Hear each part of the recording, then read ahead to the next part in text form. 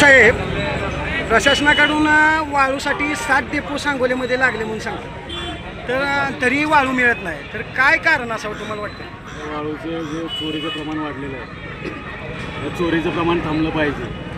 नवीन PI आदरणीय घुगे साहेबांनी आल्यापासून अत्यंत चांगलं धडाक्याने काम सुरू केलं, परंतु त्याच्यानंतरसुद्धा स्थानिक आमदारांचा विरोध असतानासुद्धा वाळू त्या ठिकाणी का चालू झाली?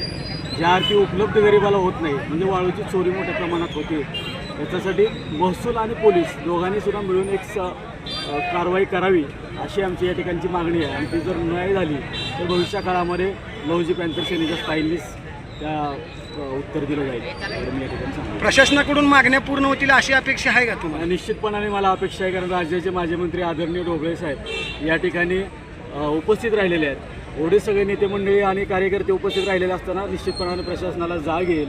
आणि प्रशासन पूर्वीपासून सकारात्मक होतं, परंतु काही पुढाऱ्यांच्या हस्तक्षेपामुळे त्यांच्यावरती दबाव आहे असे आमच्या IQ बातमी आहे. आणि आज आमच्या मोर्चाच्या निमित्ताने आणि आदरणीय ढोबळे साहेबांच्या पाठिंब्याने त्या ठिकाणी निश्चितपणाने त्यांनासुद्धा बळ मिळेल. आणि नाही मिळाल्यास लहुजी पॅन्थर सेना नेहमीच्या आक्रमक पद्धतीने त्याला कशा पद्धतीने उत्तर द्यायचं हे प्रशासनालाही माहिती आहे आणि पोलिसांनाही माहिती आहे. शेवटचा प्रश्न, पुरस्कार मिळण्यासाठी जी चळवळ करावी लागते ही कुठंतरी तुम्हाला काय वाटतं? त्या पुरस्कार निश्चितपणाने हा सगळ्यात मोठा जातीयवाद आहे असं आमचं सामान्य कार्यकर्त्यांचं म्हणणं आहे.